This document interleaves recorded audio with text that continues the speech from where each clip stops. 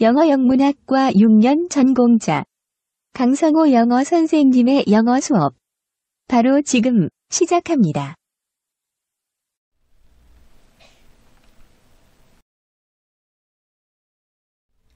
Hello everyone! 여러분 안녕하세요. 대형고등학교 영어 담당 지도교사 강성호 영어 선생님입니다. 수능 특강 영어 오늘의 수업 진도는 30강 의학, 건강, 영양, 식품입니다. 30-1번 보캐블러리입니다. 화면을 멈추고 어휘를 점검해보세요. 30-1번 문제입니다. 다음 글의 요지로 가장 적절한 것은? 내용 살펴보겠습니다. 열량 수치와 열량 정보 표시는 항상 비만에 대한 사회적 불안감에 의해 형성되어 온 것 같다. 그리고 그러한 표시는 확실히 특정 식품 내의 열량 수치를 반영하기는 하지만 열량 가용성, 즉 우리 몸이 실제로 그러한 식품으로부터 대사할 수 있는 열량 수치를 반영하고 있지 않다. 케임브리지 대학교의 연구원 길레스 이어는 열량 가용성을 이해하는 것은 체중과 신진대사의 과학을 이해하는 데 핵심이라고 주장한다. 열량 가용성은 음식 안에 가두어 넣어진 열량의 수치가 아니라 소화 및 대사 과정에서 실제로 추출될 수 있는 열량의 양이다. 즉 어떤 음식이 그 안에 100칼로리를 포함할 수도 있지만 우리 몸은 그중 일부만 소화해낼 수도 있다. 따라서 이에오가 주장하기로는 모든 영양 성분 표시와 식당 메뉴에 표기된 모든 열량 수치는 최악의 경우 틀린 것이고 기껏해야 오해의 소지가 있다. 이 글 30-1번의 소재는 열량 정보 표시의 맹점입니다.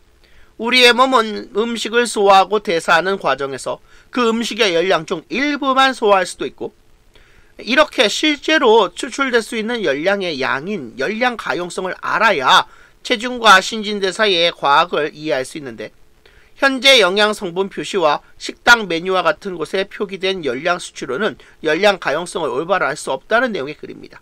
따라서 글의 요지로 가장 적절한 것은 2번 영양 성분 표시의 열량 수치로는 실제 체내 가용 열량을 올바로 알 수 없다입니다.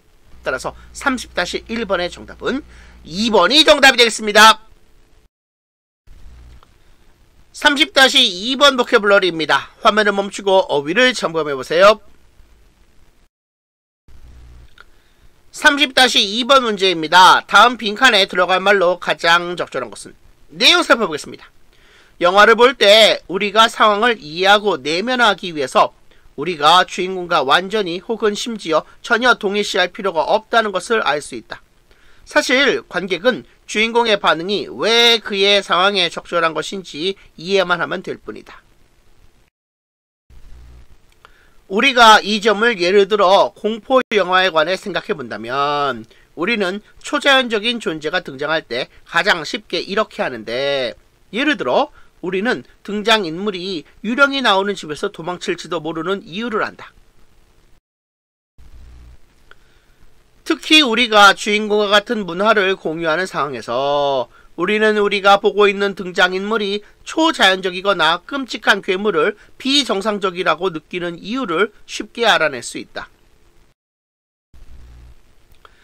영화 속 질병에 관해서도 마찬가지이다.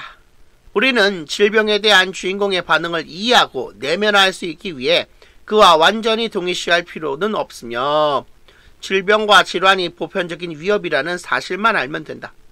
따라서 등장인물의 반응은 흔히 영화에서 가장 강력한 공감 요소가 된다. 이 글 30-2번의 소재는 영화 속 강력한 공감 요소로서 등장인물의 반응입니다. 영화 속 상황을 이해하려면 주인공의 반응이 왜 그 상황에 적절한지 이해하면 되는데 그가 처한 영화적 상황이 보편적으로 이해 가능하다면 주인공의 반응을 이해하고 내면할 수 있다는 내용의 글입니다. 공포 영화 주인공이 유령의 집에서 도망치거나 괴물을 비정상적으로 느끼는 이유를 우리가 쉽게 알 수 있는 까닭은 유령의 집과 괴물이 보편적인 공포의 대상이기 때문일 것이고 질병과 질환도 마찬가지로 보편적인 위협이라고 했으므로 우리는 질병에 대한 주인공의 반응을 강력하게 공감할 것으로 추론할 수 있습니다. 따라서 빈칸에 들어갈 말로 가장 적절한 것은 3번 캐릭터 리액션즈입니다. 따라서 30-2번의 정답은 3번이 정답이 되겠습니다. 30-3번 보캐블러리입니다. 화면을 멈추고 어휘를 점검해보세요. 30-3번 문제입니다. 다음 글에서 전체 흐름과 관계없는 문장은 내용 살펴보겠습니다. 해조류는 다양하게 활용되는 그것들의 용도로 알려져 있다. 해양 먹이 사슬에서의 첫 번째 유기체로서 그것들은 수중과 육지 동물 둘 다에게 영양분을 제공한다.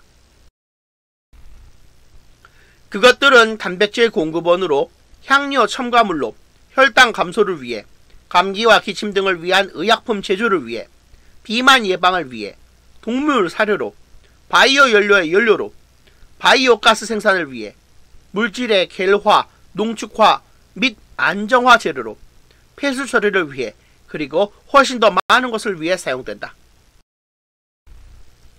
해조류의 용도는 다양한 한편 그것들은 환경 친화적으로 여겨지고 그것들이 자라는 해양 생태계의 건강을 개선하는 것으로 알려져 있다. 전반적으로 그것들은 해양 생물에게 안전하고 건강한 터전을 제공하기 때문에 경제와 해양 생태계 모두에 도움이 된다. 해조류의 성장 속도는 바다의 수온 변화에 직접적인 영향을 받을 수 있다. 그것들의 존재는 또한 해저 저인망 어선의 장애물의 역할을 하고 그렇게 함으로써 해저와 그 지역의 취약한 환경을 보호한다. 이 글 30-3번의 소재는 해조류의 다양한 용도입니다. 수중과 육지 동물에게 영양분 제공, 여러 의약품과 바이오가스 생산, 폐수 처리, 해양 생태계 보호 등 해조류의 다양한 용도에 관한 글입니다. 따라서 바다의 수온 변화가 해조류의 성장 속도에 직접적인 영향을 미칠 수 있다는 내용의 4번 글은 글의 전체 흐름과 관계가 없습니다. 따라서 30-3번의 정답은 4번이 정답이 되겠습니다. 여러분, 반드시 기한 내에 출석 인증을 완료해주세요. 오늘 수업은 여기까지 하겠습니다. 여러분, 수고하셨습니다. 동영상의 저작권을 반드시 지켜주시기 바랍니다.